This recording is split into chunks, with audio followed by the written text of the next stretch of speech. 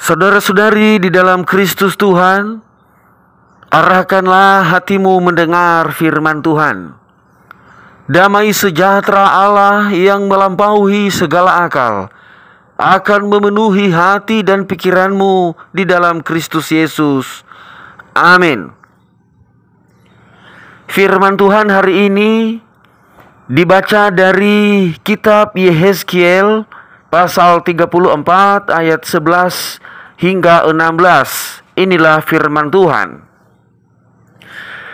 Sebab beginilah firman Tuhan Allah, dengan sesungguhnya aku sendiri akan memperhatikan domba-dombaku dan akan mencarinya, seperti seorang gembala mencari dombanya pada waktu domba itu tercerai dari kawanan dombanya. Begitulah aku akan mencari domba-dombaku, dan aku akan menyelamatkan mereka dari segala tempat kemana mereka diserahkan pada hari berkabut dan hari kegelapan. Aku akan membawa mereka keluar dari tengah bangsa-bangsa dan mengumpulkan mereka dari negeri-negeri dan membawa mereka ke tanahnya. Aku akan menggembalakan mereka di atas gunung-gunung Israel, di alur-alur sungainya, dan di semua tempat kediaman orang di tanah itu. Di padang rumput yang baik akan kugembalakan mereka, dan di atas gunung-gunung Israel yang tinggi, disitulah tempat penggembalaannya. Di sana, di tempat penggembalaan yang baik, mereka akan berbaring, dan rumput yang subur menjadi makanannya di atas gunung-gunung Israel. Aku sendiri akan menggembalakan domba-dombaku, dan aku akan membiarkan mereka berbaring. Demikianlah firman Tuhan Allah. Yang hilang akan kucari, yang tersesat akan kubawa pulang, yang luka akan kubalut, yang sakit akan kukuatkan, serta yang gemuk dan yang kuat akan kulindungi. Aku akan menggembalakan mereka sebagaimana seharusnya. Demikian pembacaan nats firman Tuhan, dan dengan penuh sukacita saya menyapa saudara-saudari semua yang telah sedia mendengar firman Tuhan. Salam. Yang bersukacita dan berbahagia merasakan damai sejahtera adalah orang-orang yang mendengar dan melakukan firman Tuhan dalam kehidupannya sehari-hari. Tema firman Tuhan yang kita renungkan hari ini ialah Allah menggembalakan umatnya. Saudara-saudari di dalam Tuhan kita Yesus Kristus, kita sangat bersyukur, berterima kasih kepada Tuhan kita, karena hingga saat ini kita merasakan kehidupan yang baik-baik saja. Kita masih dapat beribadah, berkumpul, memuliakan Tuhan saat ini. Kita masing-masing masih sehat, masih kuat. Kita masih dapat tersenyum di sekitar kita kepada sesama, di sebelah kiri, kanan, depan, belakang, dan semua setiap yang ketemu dengan kita. Kita masih dapat ngobrol, berbicara, tersenyum, bercanda ria. Kita sangat bersyukur oleh karena itu semua. Kebutuhan kita masih dapat tercukupi. Kita masih bisa menikmati makan. Bahkan terlebih-lebih, kita masih kuat bekerja, beraktivitas sampai saat ini. Kita masih dapat merasakan yang baik. Kita masih menikmati makanan-makanan enak. Kita masih merasakan kuat, sehat. Kita merasakan keadaan, kehidupan kita baik-baik saja. Saudara-saudara, itu semua oleh karena kasih anugerah Allah bagi kita. Karena Ia adalah gembala yang baik. Allah sendiri yang telah menggembalakan kita sebagai umatnya. Ia hadir di tengah-tengah kita. Ia menjaga setiap langkah kita. Ia menyertai setiap rencana. Ia selalu memberi kita hikmat dalam setiap apa yang kita pikirkan dan yang kita rencanakan. Semua itu oleh karena kehadiran Allah bagi kita. Kita dapat melakukan segala sesuatu. Karena memang Ia adalah gembala yang baik. Ia sendiri yang menggembalakan kita karena kita adalah umat-Nya, domba-dombanya. Allah menjadi gembala bagi kita. Kita sebagai umat-Nya. Karena kasih-Nya, oleh karena kasih sayang-Nya bagi kita, sehingga Ia sendiri yang mau menggembalakan kita, domba-dombanya. Ia sendiri turun tangan untuk menggembalakan kita, melihat dan memperhatikan kehidupan kita. Ia sendiri yang langsung turun tangan untuk menjadi gembala bagi domba-dombanya. Kita sebagai umat-Nya yang telah beriman percaya kepadanya. Firman Tuhan yang kita baca dan yang kita renungkan hari ini, Allah sendiri menggembalakan umat-Nya. Allah sendiri menggembalakan domba-dombanya, yaitu umat-Nya Israel. Ia sendiri yang akan memimpin umat-Nya Israel, yang Ia umpamakan di sini sebagai gembala. Karena gembala-gembala atau para pemimpin-pemimpin Israel pada saat itu tidak baik-baik. Para pemimpin, para gembala tidak menggembalakan umat-Nya sebagaimana mestinya. Gembala-gembala dan para pemimpin Israel waktu itu bukannya memberi yang terbaik terhadap gembalaannya, bukannya menuntun umat Israel kepada takut akan Tuhan, kepada jalan yang baik dan benar, tetapi mereka mencari untung. Dijelaskan dari ayat 2 sampai ayat yang keempat di pasal 34 ini, bahwa gembala-gembala yang ada pada saat itu justru mereka menggembalakan diri sendiri. Mereka menikmati susu dari domba-domba. Dari bulu domba mereka buat menjadi pakaian mereka. Yang gemuk dan yang sehat mereka sembelih menjadi santapan mereka. Yang lemah mereka biarkan. Yang sakit mereka tidak pedulikan. Yang tersesat mereka tidak panggil kembali. Mereka membiarkan domba-domba. Yang istilahnya bangsa Israel, umat Tuhan pada saat itu tidak dipedulikan lagi. Tidak diperhatikan. Bahkan gembala-gembala, para pemimpin Israel mencari untung di tengah-tengah bangsa Israel yang lain.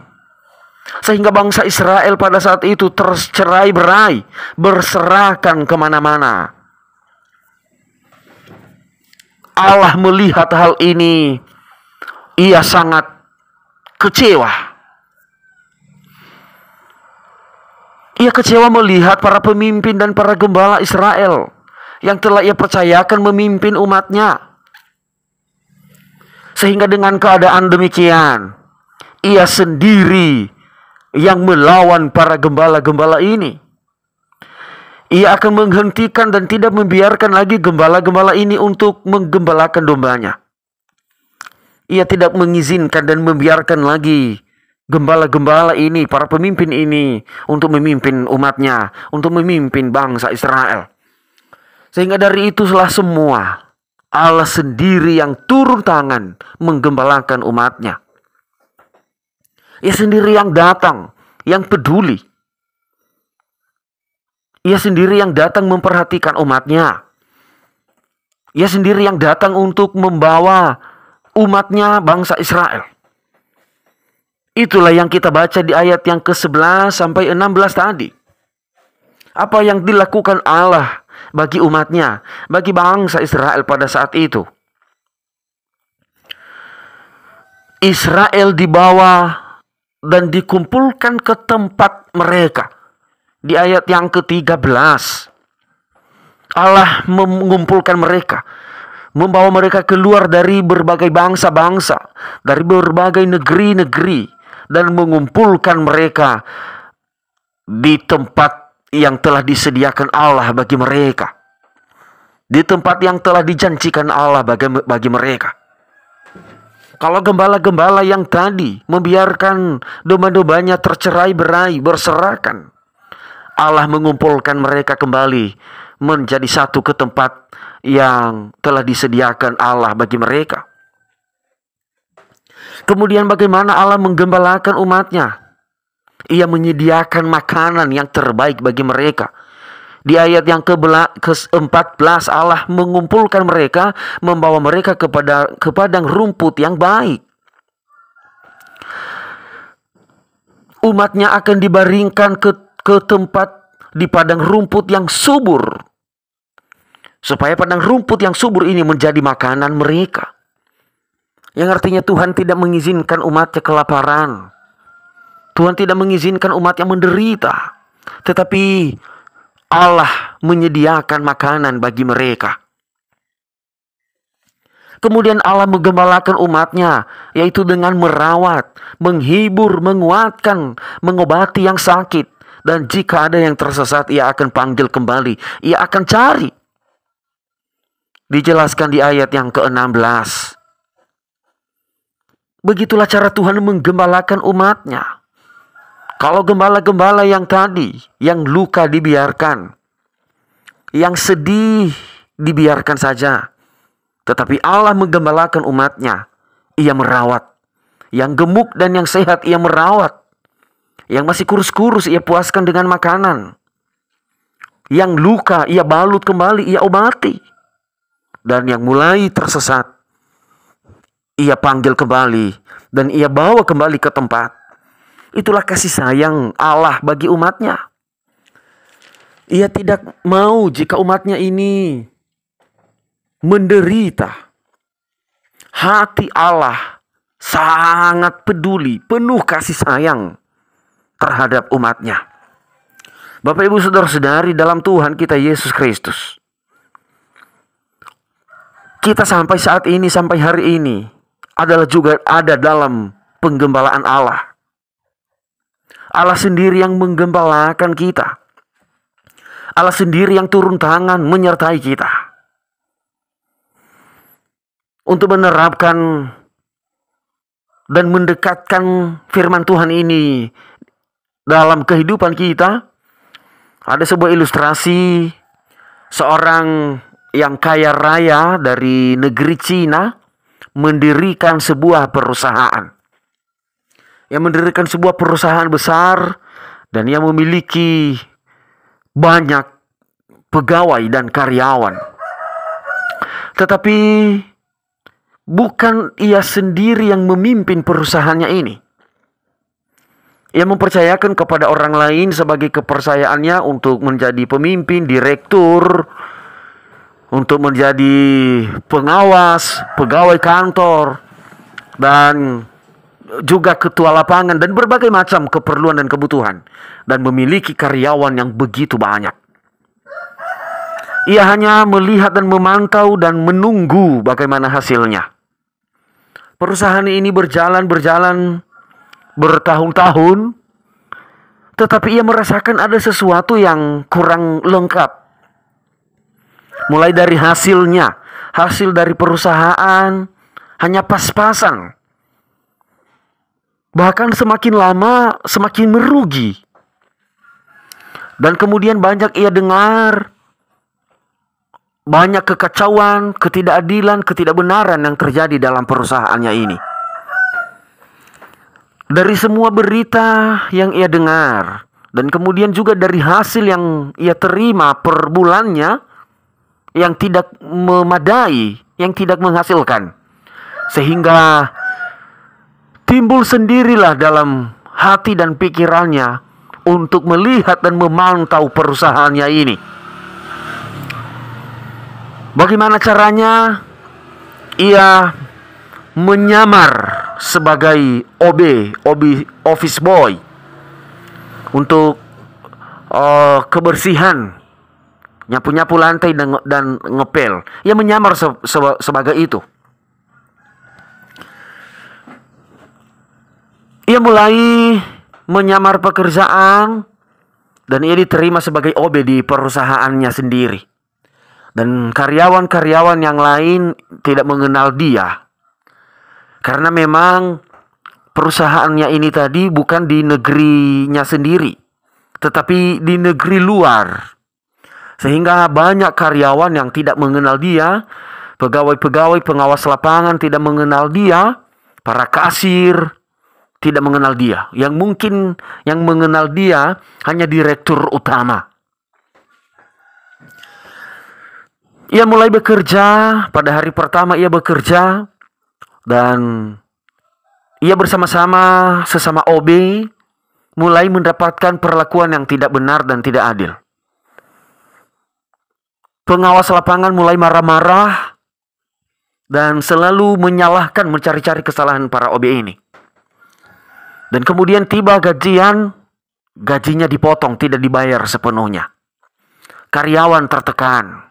Kemudian ia melihat karyawan-karyawan yang lain yang bekerja malas-malasan, datang terlambat, tidak tepat waktu, banyak istirahatnya, banyak main-mainnya, dan kemudian pulang lebih cepat. Ia berpikir dalam hatinya, pantas saja selama ini perusahaanku tidak baik-baik saja, tidak menghasilkan. Kemudian datanglah pegawai-pegawai lapangan atau pengawasnya atau ketua-ketua lapangan yang datang kepada karyawan di lapangan yang hanya tahu marah-marah. Dan kemudian kalau tidak mau dipecat, kalau tidak mau dimarahin, harus ada setoran per minggunya. Pemilik perusahaan menyaksikan dan melihat itu semua. Ada pungutan liar dari ketua lapangan. Begitu terus terjadi. Ketika terjadi menjual hasil dari perusahaan ini, dan kemudian ia melihat ada korupsi daripada direktur, para pemimpin utama. Tidak semua disetor kepada pemilik perusahaan. Ada pemotongan yang banyak sekali dan sudah tidak pada jalurnya lagi. Sehingga ketika ia melihat semua itu, maka ia mulai berpikir untuk mengambil alih perusahaannya sendiri. Yang kemudian pada suatu situasi dan keadaan, berkumpullah seluruh para pegawai, para karyawan, dan disitulah ia memperkenalkan diri bahwa ia adalah pemilik perusahaan. Seluruh karyawan dan pegawai yang telah berbuat tidak benar dan korupsi tadi pada bingung, pada takut dan gemetaran. Sehingga mulai daripada saat itu, semua karyawan, semua para pegawai yang ia lihat, yang ia saksikan sendiri tidak benar, mulai saat itu ia pecat, ia keluarkan dari perusahaannya. Mulai daripada saat itu juga, ia sendiri yang mengambil alih kepemimpinan dalam perusahaannya. Sehingga ia menata kembali, ia memperlakukan karyawan dengan baik, mengatur waktu yang tepat, dan kemudian ia sering memberi bonus, tambahan gaji bagi karyawan-karyawannya. Sehingga karyawannya merasakan puas, merasakan senang. Dan karyawannya juga baru serius bekerja, sungguh-sungguh melakukan pekerjaan. Mulai dari saat itu juga perusahaannya mulai naik, menghasilkan, dan semakin maju. Apa arti dari ilustrasi yang telah saya ceritakan ini, saudara-saudaraku? Seperti itulah keadaan Allah melihat umatnya. Banyak yang menyeleweng, banyak yang jahat. Para gembala-gembala, pemimpin-pemimpin, banyak yang tidak peduli terhadap rakyatnya. Banyak dosa yang dilakukan umatnya. Sehingga Allah sendirilah yang turun untuk melihat keadaan dan merasakan situasi yang dirasakan umatnya juga. Allah tidak membiarkan umatnya dikuasai oleh kekuatan yang lain, sehingga ia sendirilah yang menjadi gembala. Ia datang dari sorga untuk melihat dan merasakan keadaan umatnya, untuk melihat keadaan kita sebagai domba-dombanya.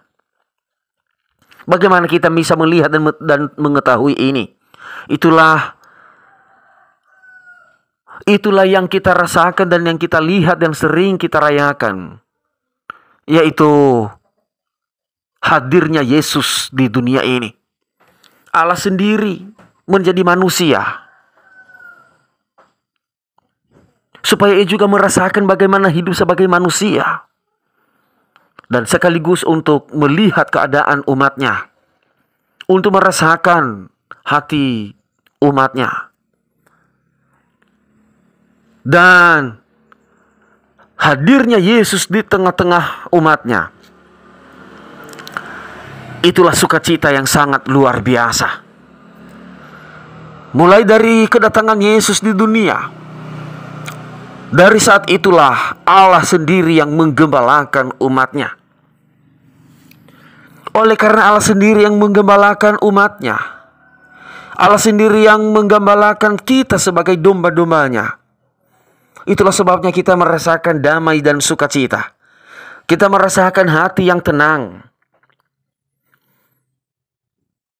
Kita harus merasakan sukacita dan kekuatan yang luar biasa. Allah sendiri hadir di tengah-tengah kita. Jika kita merasakan duka, engkau merasakan sakit, engkau sendiri dalam pergumulan, jangan takut dan menyerah. Ia ada di tengah-tengahmu, ia ada bersamamu. Berteriak, memohonlah kepadanya. Ia pasti akan menyelesaikan segala pergumulanmu. Pada saat iman mulai goyah, menyimpang pada hal-hal yang jahat, ia sendiri yang akan memanggil. Makanya jangan heran saudara-saudara, jika kadang kita umatnya ini merasakan pergumulan, kita merasakan sesuatu yang tidak kita harapkan, mungkin itu adalah cara Tuhan memanggil kembali. Kita yang harus introspeksi diri, yang harus menilai, mungkin kita telah melakukan hal yang tidak disukai oleh Allah.